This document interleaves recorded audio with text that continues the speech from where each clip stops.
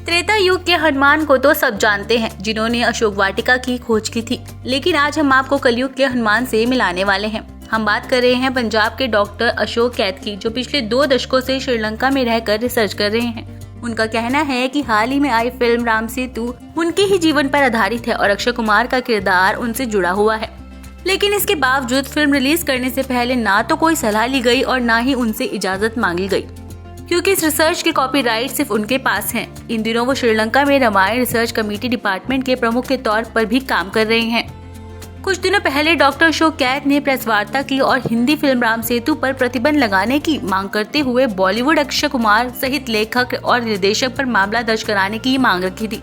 उन्होंने इस मामले में शिकायत दर्ज भी करा दी है और अब भारत के अलग अलग शहर जाकर अपनी बात रख रहे हैं। TV9 भारतवर्ष से बात करने के दौरान उन्होंने बताया कि वो पिछले 18 सालों से भारत और श्रीलंका सरकार के सहयोग से रामायण से संबंधित रिसर्च में लगे हैं और इस दौरान उनके हाथ कई जरूरी चीजें और स्थल लगे हैं, जिसे उन्होंने अपने वेबसाइट पर अपलोड किया हुआ है और कोई भी आसानी से उसे देख और पढ़ सकता है। डॉक्टर अशोक ने दावा किया है कि उनकी खोज का फिल्म राम सेतु में फिल्मांकन किया गया है। अशोक बताते हैं कि वो पूर्ण रूप से शाकाहारी हैं और वो भगवान पर अटूट विश्वास और आस्था रखने वाले इंसान हैं। लेकिन फिल्म में जिस किरदार को दिखाया गया है वो ऑमलेट खा रहा है और वो नास्तिक है।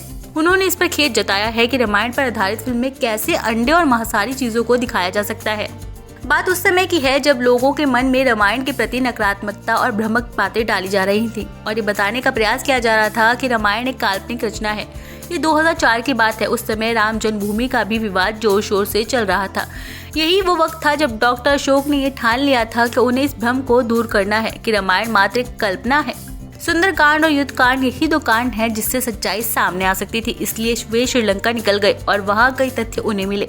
साल 2004 में डॉक्टर अशोक ने सोचा कि उन्हें रामायण पर शोध करना है। रिसर्चर होने के नाते कुछ न कुछ हमेशा ही दिमाग में चलता रहता था, तो 2004 में ही वे श्रीलंका निकल गए और व्यक्तिगत तौर पर शोध करने में लग गए। इस दौरान उन्हें कई चीजें मिली जिसके बारे में उन्होंने श्रीलंका की सरकार को बताया और फिर वही सरकार ने ही एक टीम गठित की जिसमें भारत के अलावा और भी कई देशों के शोधकर्ता शामिल हुए। सरकार द्वारा गठित इस टीम को रामायण और लंका से जुड़े सभी चीजों पर शोध करने को कहा गया। इस दौरान डॉक्टर अशोक ने एक जगह जाकर स्टडी की और इसी दौरान उन्हें अशोक वाटिका मिली और संजीवनी बूटी कहे जाने वाला प्लांट मिला, जिसके बाद उन्होंने 2008 में पूरे देश की मीडिया को बुलाया और सारी रिसर्च पेश की। प्रकृति द्वारा बनाई गई दुनिया में हजारों रहस्य छिपे हैं। आज तक किसी को इनके बारे में पता नहीं चला और ना ही कोई इनका समाधान कर पाया, चाहे वह मंदिर हो, मस्जिद हो या पर्यटन स्थल। आज हम आपको एक ऐसे ही पुल के बारे में बताने जा रहे हैं इसके रहस्य अभी तक सुलझे नहीं हैं। यहाँ टैंक झारखंड के बोकारो शहर से 27 किलोमीटर दूर स्थित है, जिसे धलाई कुंड के नाम से जाना जाता है। कहा जाता है कि ताल के सामने ताली बजाने से उसका पानी अपने आप ऊपर उठ जाता है। ऐसा लगता है जैसे किसी बर्तन में पानी उबल रहा हो। कई बार वैज्ञानिकों ने इस रहस्य को सुलझाने की कोशिश की, लेकिन सफलता नहीं मिली। इसलिए यह कुंड आज तक एक रहस्य है। इस चमत्कार के कारण लोग इस कुंड की भव्यता को देखने के लिए दूर दूर से आते हैं। तो आइए जानते हैं इस दलाई कुंड के बारे में। इस कुंड की खास बात यह है कि इस कुंड का पानी मौसम के अनुसार बदलता रहता है। पुल का पानी गर्मियों में ठंडा और सर्दियों में गर्म होता है। मान्यता है कि इस तालाब के पानी में नहाने से चर्म रोग दूर होते हैं।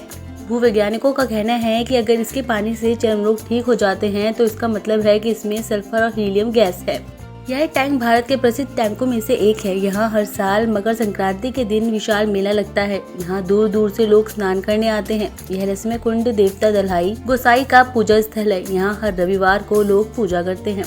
दलाई कुंड में लोगों को काफी आस्था है। लोग जानते हैं कि इस कुंड में स्नान करने से उनकी हर मनोकामना पूर्ण होती है, इसलिए देश भर से लोग यहाँ स्नान करने आते हैं। बता दें कि इस कुंड का पानी साफ और औषधि गुणों से भरा है, इसलिए इस पानी से नहाने से कोई साइड इफेक्ट नहीं होता है।